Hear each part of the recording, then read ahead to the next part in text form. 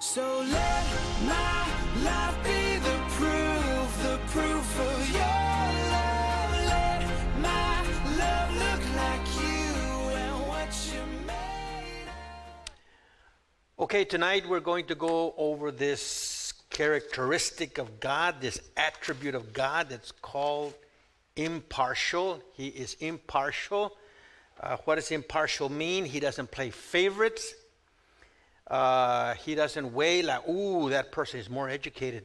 Ooh, that person has more money. Ooh, that person. No, he's impartial. There's no favoritism. Now, why is that important? Well, you know, in life we compare ourselves to others so many times. And in this comparison to others, we either lift ourselves up, because you see, I'm not as bad as that person. Or we get depressed because, oh man, I'm not as good as that person. I'm not as pretty as that person. I'm not as intelligent as that person. And here we go. And then sometimes we can get ourselves in trouble when we say, you know what? Hey, I've been working real hard. So I know God's going to bless me. I've been working really hard, and so I know I deserve this. I deserve a good treatment. You know, if I slip here and there and if I sin against God, well, you know, I've been working really hard. Besides, I'm a Christian. God is going to, you know, let me go because... And when we find out that God is impartial, it is very, very instructive for us. And throughout the Bible, we find that God is impartial. He doesn't play favorites. And we're going to see this in the passages that we're going to cover. By the way, we have them here in your booklet, right? Those are just direct passages from the Bible. And sometimes it's very instructive to, when you look at that passage, on your own, whenever you can, go and look at the context of that passage, right? As I've said before, on Wednesday nights, we're not exactly doing an exposition where we explain everything about the passage, right? That's on Sunday mornings. But right now, we're just going from passage to passage and making a few comments on that verse. So just be aware of that. So again, there's the problem of comparing ourselves and looking at others and say, look, how come I'm not as lucky as those people? You know, why can't I get a husband, a wife, or a good job, or whatever, like those people over there? You know, and why doesn't God, you know, some end up blaming God, right? Our fate is not as good or bad, and we compare ourselves. And so then when we understand that God is not partial, and we see the significance of it in our own lives, then we can pass that on to others, where we don't judge others. We don't compare ourselves to others. We give grace no matter who it is, whether it's from people from Mexico, from the Middle East, from wherever. They're different than us. We're able to pass that on and not play favorites. And we're going to see why as we go through these passages. So just know sometimes we don't understand why is this important. So I want to give that introduction just to highlight how it's important. As we go through the passages, you'll see that come out more, right? We get ourselves in trouble all the time by comparing or complaining that we don't have the same goods as others, or we have it too bad. God is out to get us somehow. So we start off with Deuteronomy 10 and verse 17. Deuteronomy 10 and verse 17. For the Lord your God is the God of gods and the Lord of lords, the great, the mighty, the awesome God, who does not show partiality, nor take a bribe. What's the point of that passage? Listen, God is the God of all gods. He owns the whole thing, right? He doesn't need to be partial. You know, he doesn't say, oh, I like that one better. Everything belongs to him and everyone. And he's the most powerful one. There's no other God like him. we believers are not to think of ourselves better than non-believers. Because God doesn't need to show favoritism. In fact, this passage, let's go look at it in Deuteronomy 10, because again, this is for all Christians, especially for Christians. It's very, very important to see what God is, because God here is talking to the Israelites. Israelites, the Hebrews, the Israelis, so to speak, today, the Jews. And who are the Jews? The Jews are God's chosen, right? In the Old Testament. Now, because they're chosen, they can be tempted to think, hey, we got it in because, man, we're God's people. And God says, wait a minute, guys. Just wait a minute. So we begin to read chapter 10, verse 12. Deuteronomy chapter 10 and verse 12. Now, Israel, what does the Lord your God require from you? But to fear the Lord your God, to walk in all his ways, and love him and serve the Lord your God with all your heart and with all your soul, and to keep the Lord's commandments and his statutes, which I am commanding you today, for your good. By the way, let me just pause there. For your good. God gave the 10 Commandments and all the other rules not to keep us away from fun. Not to be a killjoy. Normally that's what we think about, right? Ooh, the laws of God. Thou shalt not do this and thou shalt not do that. Thou shalt not do this. Like, man, what fun is it? Like, man, boring. No. God gave us the law, the Old Testament, so that we would not get ourselves in trouble and make a mess of our lives. You see? Because what happens when there's adultery? What happens when there's theft? What happens when there's murder? What happens when there's all the lives get torn up. Families get really, really messed up. So that's why it says, for your good, I give you all these things. But we don't think about it like that. Because our hearts are not right. And we think we know better than God. You see? It's not that God wants to keep us away from fun, but to protect us from corruption. Lord your God 14, behold, belongs to the heavens and the high heavens, the earth and all that is in it. Yet on your fathers, not that God has to be a favorite, but on your fathers, did the Lord set his affection to love them, and he chose their descendants after them, even you, above all people, as it is today. Circumcise then your heart, and stiffen your neck no more. It wasn't so much out of favoritism, it was just the love of God. But based on that, don't think that you're just going to be, God is just going to play favorites. No. Verse 17. For the Lord your God is the God of gods and the Lord of lords, and great and mighty and awesome God, who does not show partiality, nor take a bribe.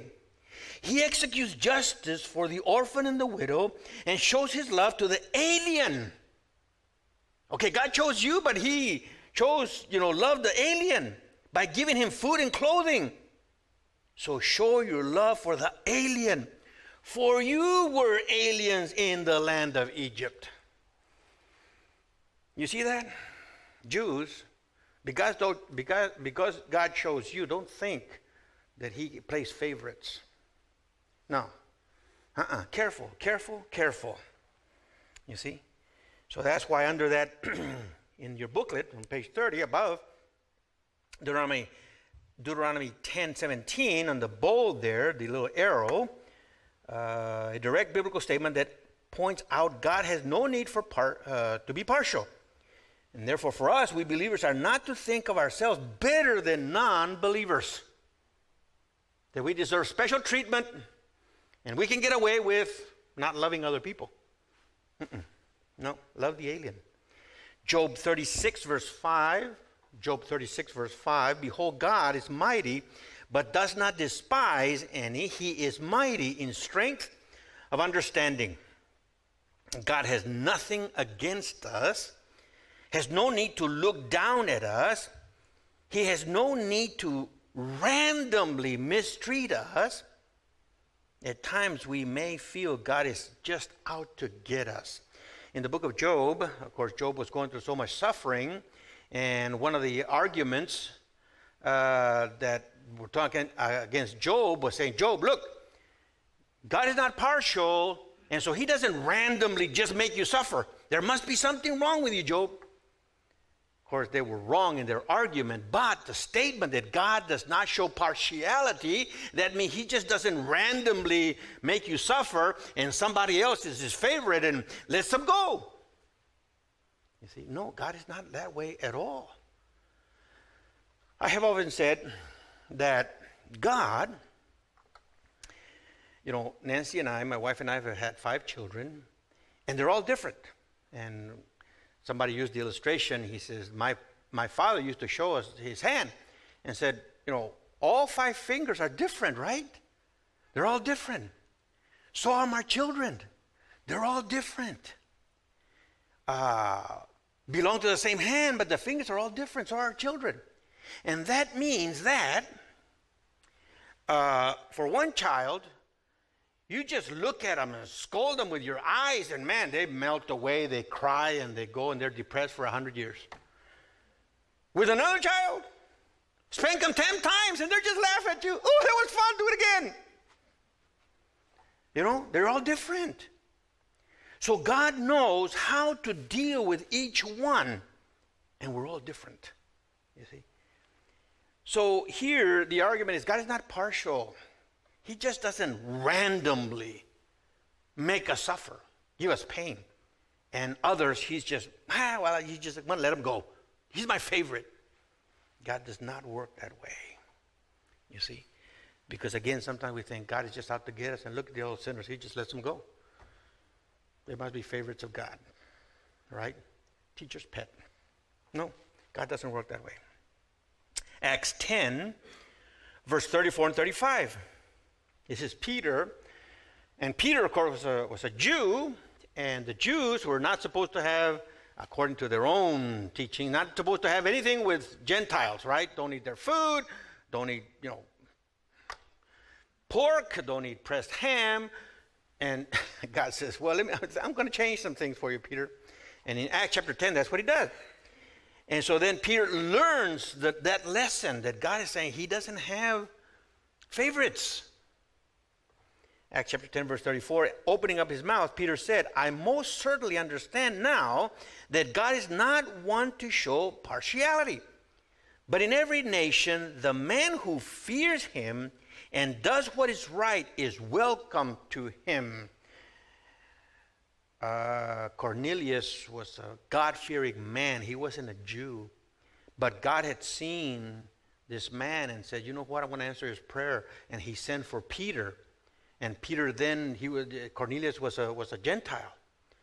And but Peter had learned, wait a minute, God doesn't play favorites. So that's what Peter is realizing, man, God doesn't play favorites. So much for racial jokes. And racial jokes are used all the time, right? We put others down and we have jokes about them. And God says, I have none of that. I have no favorites. Believers are to view, and with that means that we are to share the gospel, share God's good news with all races. Whether they're from Mexico, from Canada, it doesn't matter. We're to share the gospel. That's the point in Acts chapter 10. You see, the Jews were to share the gospel with the Gentiles because God was saving them too. And so God does not show partiality there. Romans 2, verse 6 and 11. God who will render to every man according to his deeds, for there is no partiality with God. Rewards and punishments will not be based on education, sex, race, etc., but on our deeds. comparing ourselves to others and judging them will simply not get us saved. Because that's what happens, right? In Romans chapter 2, the point is, someone says, look, I go to church all the time. I give money, I help the poor, I help the widows, I serve, I do all these things. And because of that, I'm going to be saved. And look at those. Man, they're not serving God. Look at the language they use. And look at, they never go to church. And look at, blah, blah, blah, blah, and judging other people. And the writer says, no. If you want to go by that standard, if you want to go by mere morals and not trust Jesus, then guess what? God is going to pay according to our deeds, not our position, not our sex, not our race, not our education, not the amount of money. Not going to be based on that. Because God is not partial. Doesn't play favorites. Colossians 2, verse 24 and 25. Knowing that from the Lord you will receive the reward of the inheritance, and that is synonymous with salvation. God will give us the inheritance. It is the Lord Christ whom you serve. For he who does wrong will receive the recompense of the wrong which he has done, and that without partiality. So Paul is saying, serve the Lord, but don't serve him because you think that you're favorite or then you can play favorites. No, Why do we serve God? Because we receive salvation from God. You see? And so we're to serve him with all that we are, with all our hearts and our souls. But do it out of sincerity. Out of sincerity, because what, we're going to look good in church? No, we're to do it because look at the great salvation he has given me. My goodness. If somebody else is not doing their job or somebody else, whatever, never mind them. Who saved you? Jesus. Then serve Jesus with all your heart and with all your soul. That's the point of the passage. You see? It is from him that you receive the inheritance, the word of inheritance, that is salvation. We must do the things sincerely unto the Lord because he is the one who gives us salvation. Galatians 2 verse 6. But from those who were of high reputation, this is Paul,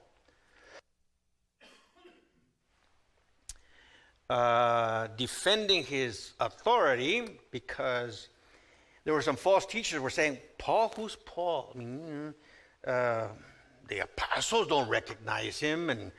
And Paul is saying, look, guys, my authority doesn't come from the apostles. My authority comes from none other than God himself and Jesus Christ. And so here he's defending himself and he's saying, but from those who were of high reputation, what they are makes no difference to me. God shows no partiality. Well, those who were of reputation contributed nothing to me. Living and speaking the truth of the gospel. Living and speaking the truth of the gospel is the standard of living for Christians. It's not the position of anyone. How we speak the truth is important but we speak the truth we must. How we speak the truth is very important. If we're coming down on something with judgmentalism or out of, hey, if I'm nice to you, you're going to give me a raise. If I'm not offensive to you, sharing the gospel, I'm going to be doing good in this company. No. We're to share the gospel no matter the position, no matter who it is, lower than us, higher than us, educationally, financially, in a company, it doesn't matter. You see? And that's what Paul is saying. Look, the apostles, whether they endorse me or not, that's not the point. I'm communicating the gospel here. What reputation they had, God showed no partiality. You see? So for us to be able to say, you know what? It's not about position. It's not about who is going to give me, good points in my job or more money. It's about sharing the gospel. It's about sharing the gospel. God shows no partiality. Ephesians 6, verse 8. Know then that whatever good thing each one does, this he will receive back from the Lord, whether slave or free. God looks, again, not at the position where someone is a low-wage worker or the president of whatever. It's how we live life unto the Lord that makes the difference. Position in life means nothing to God. In other words, there's no peons. God will reward good deeds, period, no matter who it comes from. That great? I mean, that's great news. I don't have to have a high position so that the Lord will honor doing good deeds for his name and for other people. Isn't that great? I don't have to be the pastor. I don't have to be the president. I don't have to have a name, so to speak. But doing good deeds for the Lord, he will see it and he will reward. That's awesome news for me. 1 Peter chapter 1, verse 17. Tonight is going to be short because we have a short list here. So that means you will have more time to ask questions if you'd like. So be thinking about that. And as I said, you can ask questions about anything, not just that God is impartial. So here we go with the last one. 1 Peter chapter 1, verse 17. And if you address the Father, the one who impartially judges, according to each man's work, conduct yourselves in fear during the time of your stay upon the earth. This is to lead us to live holy lives by faith and not presume favoritism from God. That's the point. In 1 Peter, don't think because you're a Christian, now you're going to be delivered from all pain or just whatever. No. God knows exactly what each one of us needs. You see? So let's not compare ourselves to others. So with that, it's like, you know what? What does it mean to live in the fear of the Lord? To respect him, to obey him, to submit ourselves to him. That's one of the hardest things in our times. To say, I have all this Bible knowledge, but am I living it? Am I actually applying what I know? Nope. And there's one of the big reasons. One big reason is because we live in a time of information overload, right? The internet, the radio, we can get knowledge and more knowledge and more knowledge and more knowledge and more knowledge. And you know one of the things that happens? The more knowledge we have or we get, the less we process. The less we take time to actually let it percolate and change our lives. Because it's like a fire hydrant coming at us all the time. And who has time to process? Just barely staying alive with all the information that's coming in. And so, even with Bible knowledge, we begin to do the same thing. Oh, Bible knowledge, Bible knowledge, Bible knowledge, Bible knowledge. And we never be able to process, be able to live out, to make a decision based on what we learned. Because it's just so much information all the time. You see? And so, wait a minute. To fear the Lord, to obey him, to submit to him. Maybe we ought to just take one thing that we've learned. Not 5, not 10 things, maybe just one thing that we've learned and say, Lord God, help me apply that one truth, God. And let me tell you, 1 or 2 things is enough for a long time to try to apply. But you know what? When we decide to apply, God honors that. God says, I see you wanting to apply. I see you wanting to obey and honor my name. He goes and gives us grace. Not because out of favoritism, you see. But all this is to say, we need to live in respect of God. Now, respect, we need a little adjustment in our understanding of what respect means. In our times, what does it mean to respect? Well, you respect me, I'll respect you. There's a mutual respect, right? And that's legitimate, only that's not the biblical respect. In the biblical respect, it's when someone says, you know what? You're above me, and I'm going to submit to you.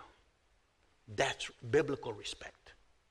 So with God, it's not like, well, I kind of like that, God. I'll obey you there. But this other, you don't know our times, God. Don't we hear that from our young people many times? Well, times are different, Dad. Oh? The Bible says there's nothing new under the sun. The very basic things of life in the heart, in our relationship with God, there's nothing new under the sun. Respect says, God, I need to submit myself to you because you have more authority than I do. That's respect. And so to live in awe, to live in fear of the Lord means that we respect him and we say, I'm going to submit myself to you. So all the fact that God is impartial, he doesn't play favorites, even if we're Christians, that he knows how to deal with us, should lead us to say, man, Lord, help me obey you. Help me respect. Understand what it means to obey you. It's not just about having more Bible knowledge, but submitting myself to you. So let my